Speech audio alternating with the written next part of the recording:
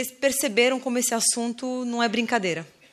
Por mais que ele tenha corrido, tenha tentado ser extremamente claro, e foi, colocando um pouco de experiência, um pouco de opinião, um pouco de informação técnica, vocês entenderam até um ponto, aí chegou uma hora que começou a despirocar tudo. Isso é completamente normal. O que eu vou fazer com vocês, até em consideração, vocês que ficaram até um pouco além do tempo para me ouvir, eu acho que a coisa mais prática que eu quero fazer com vocês agora, para ser mais tranquilo, é tentar um pouco de interação, no sentido de ouvir vocês, depois de um painel expositivo tão rico, o que vocês querem saber de regulação? É claro que eu posso conduzir isso aqui, mas eu quero tentar chegar melhor onde vocês querem chegar. Quem quer pegar o microfone e fazer uma pergunta? Opa, tudo bem? Eu queria agradecer a presença de todos aqui. Foi um grande painel, está sendo um grande painel, bem enriquecedor. Me chamo Guilherme Rosa, eu sou formado em Direito pela UFSC, no ano passado me formei, sou advogado, estou atuando na área de criptomoedas e blockchain.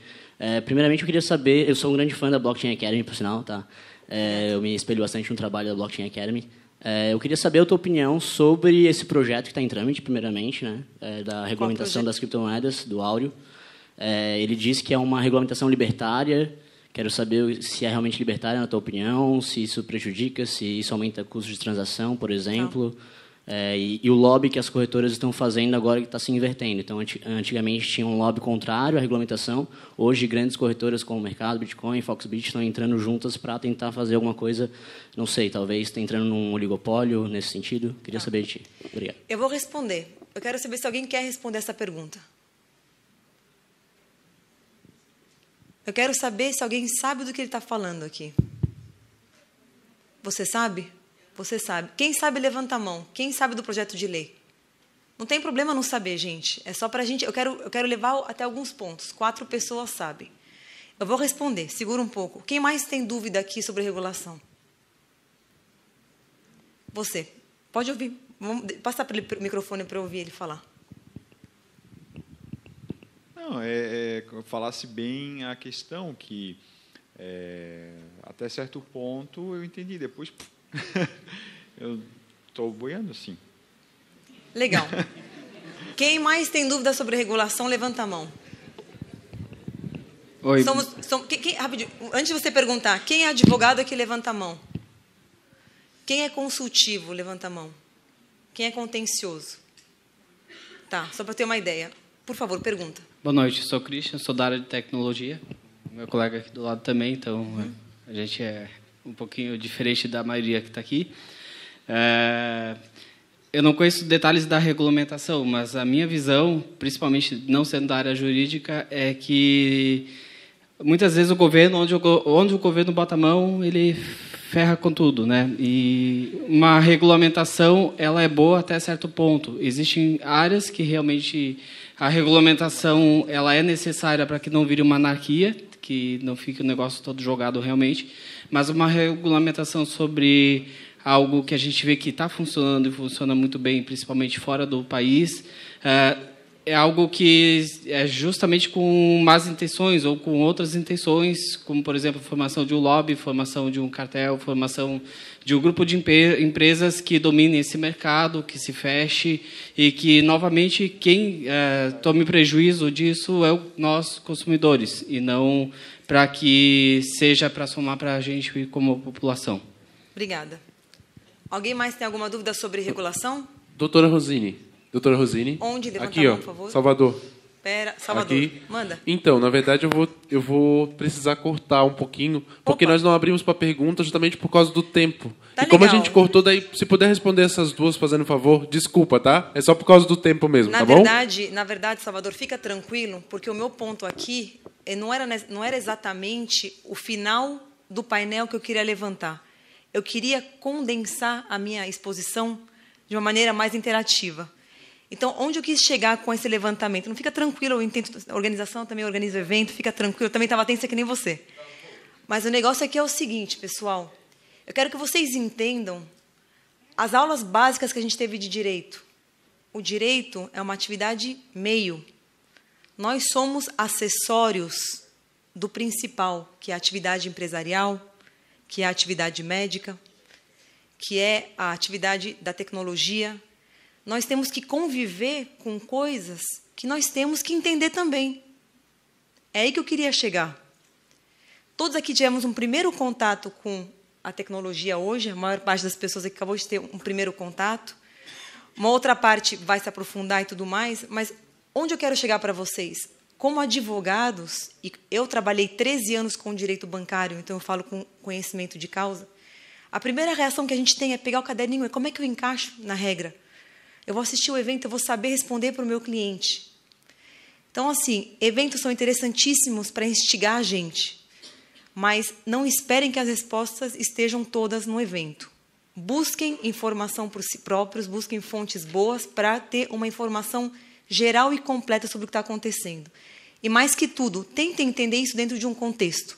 Então, vou passar bem rápido a visão do contexto que eu tenho, que é uma parte do que eu apresento nas minhas aulas, só para a gente realmente ficar na mesma página quando eu falo de contexto e sobre como a gente tem que entender as coisas antes de sair canetando ou buscando enquadrar no que tem. Vamos lá, meu foco são os desafios e tendências. Eu vou ser bem rápida. Todos nós aqui temos um modelo de trabalho, um modelo de educação focado ou desenhado a partir do século XVIII, que é quando aconteceu a Revolução Industrial. A gente aprende para trabalhar.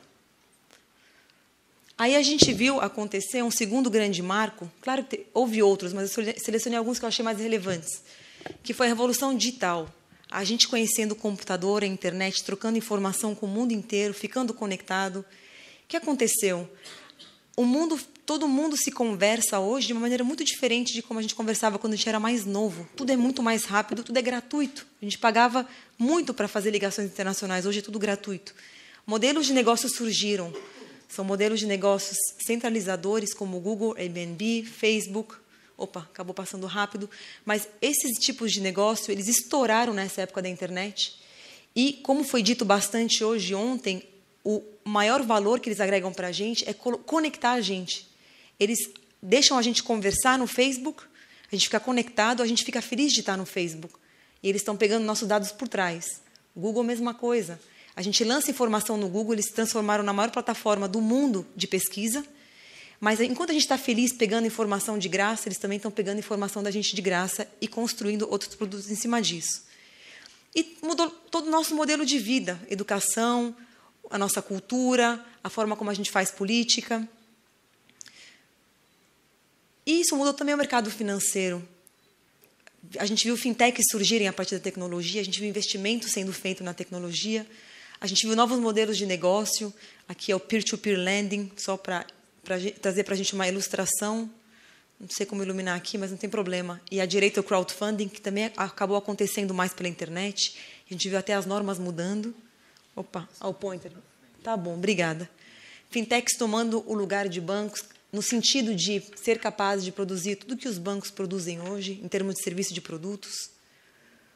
A gente viu também plataformas de comunicação ficando gigantes e também agora querendo competir com bancos. Então, toda uma revolução no mercado financeiro.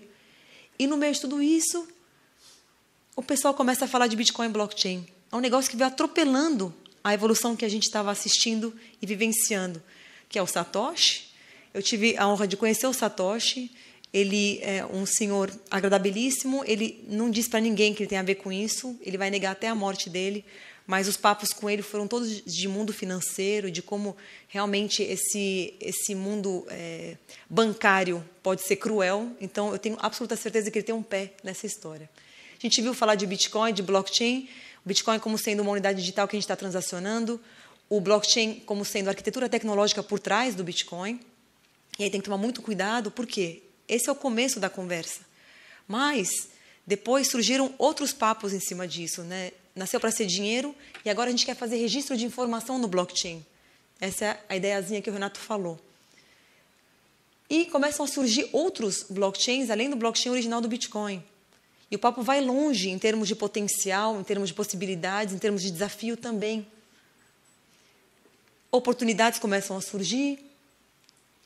Pessoas falando que agora a gente tem a internet de valor, quando em contraposição ao que a gente tinha antes, que era a internet da informação. Hoje a gente pode transacionar valor pela internet.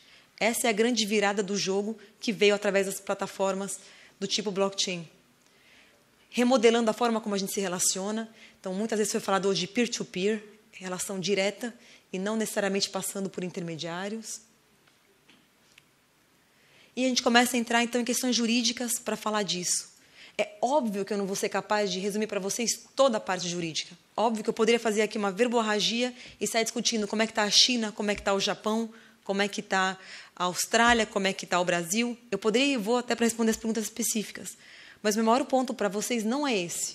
O meu maior ponto para vocês é virar a chave da cabeça de vocês para a mentalidade de advogado que tem que prevalecer em vocês para a gente alcançar a boa informação jurídica ou a boa construção jurídica. Então, o que eu quero colocar para vocês como desafios a serem superados? A gente tem que ouvir as novidades. A gente viu hoje aqui pessoas falando que, por exemplo, no judiciário, eu não estou generalizando, não estou falando de ninguém em particular, estou tentando sumarizar o que foi dito hoje de uma maneira construtiva. Muitas vezes tem um juiz que vai chamar um técnico e não aproveita daquele conteúdo, ou não alcança o conteúdo daquele técnico que está fazendo trabalho de perícia. Quão grave é isso? É gravíssimo. A gente precisa acompanhar a tecnologia. Ninguém pode trabalhar fechado numa sala.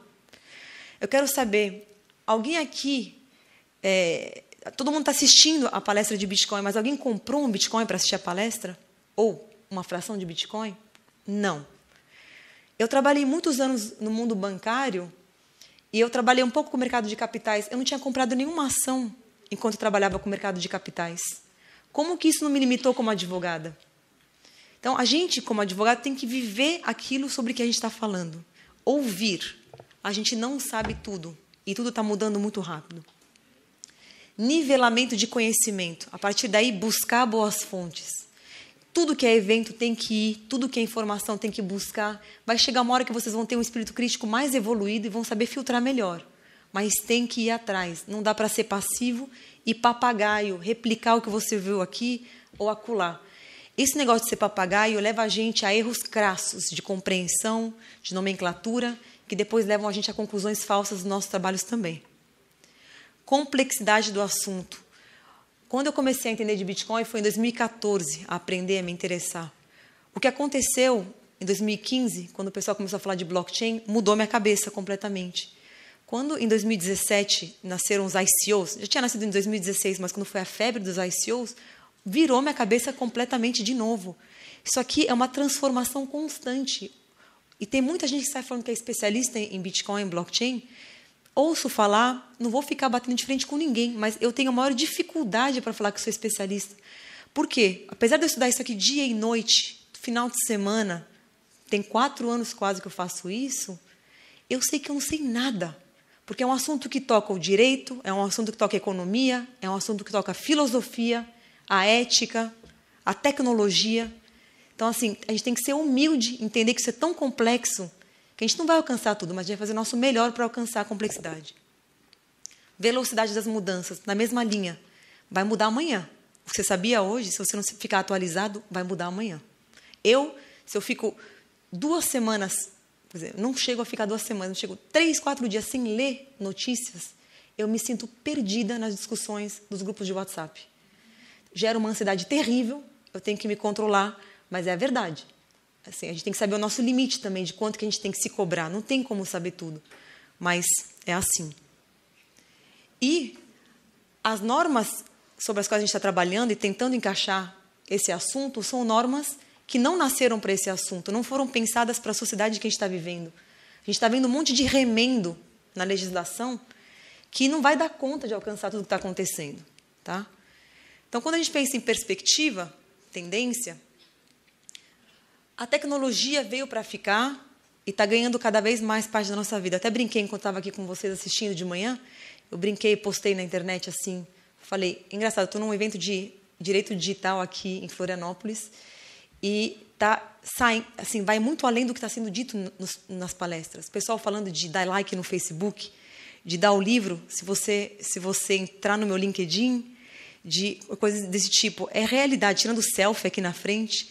Isso é novo, né? A gente não cresceu nesse ambiente, mas agora veio para ficar e não vai sair. Então, assim, o juiz, o legislador, vai ter que saber o que é Bitcoin. Eles não têm opção.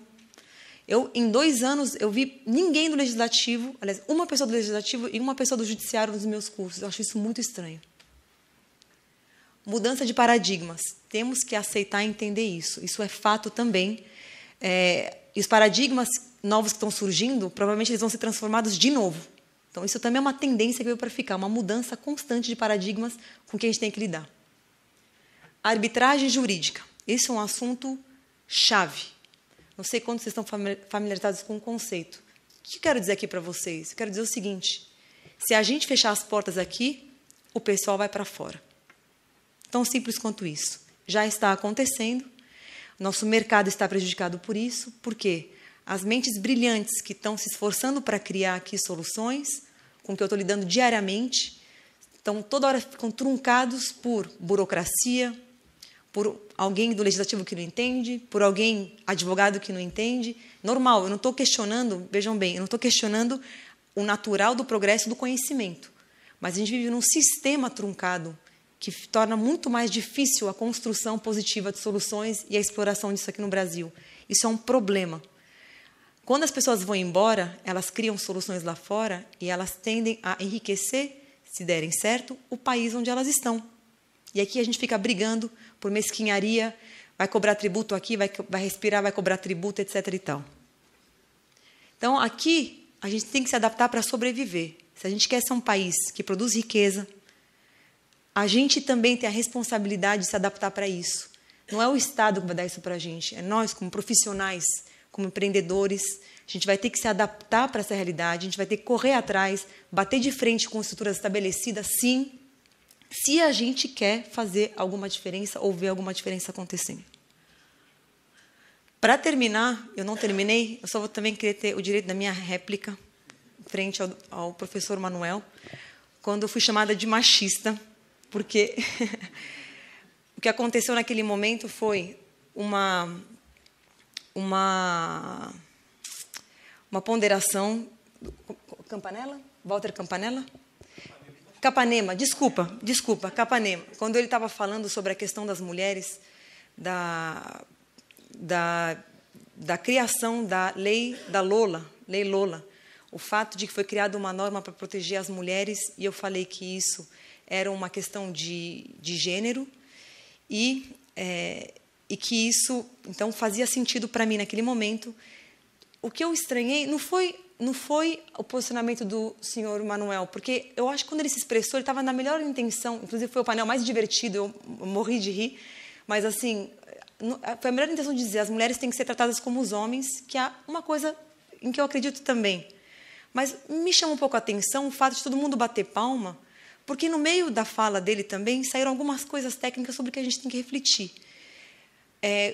Quando a gente fala de igualdade, quando a gente fala como advogados de igualdade, não é que nem as pessoas falam de igualdade vulgarmente. Igualdade, para a gente, é o princípio da isonomia. Tratar igual aqueles que são iguais e tratar desigualmente aqueles que são desiguais, né? Então, é nesse sentido que eu vejo uma necessidade de ter legislação. Como feminista que sou, eu não fico falando isso toda hora, mas também acho que é importante a gente falar que feminismo é uma busca de igualdade para as mulheres perante os homens, enquanto machismo é o homem se achar acima das mulheres. Por que eu falei isso? Não é para ser chata, não é para encher de linguiça, é para dizer que, quando a gente vai argumentar juridicamente, a gente tem que estar bem alinhado em termos de conceito e bem alinhados em termos de bases e premissas sobre as quais a gente está conversando, para a gente poder, de fato, evoluir na conversa jurídica. Agradeço demais pela atenção de vocês, fico à disposição. Cupom de desconto para a Blockchain Academy, BAOABSC, 10% de desconto para o curso dos dias 4 e 5 de maio em São Paulo. Obrigada.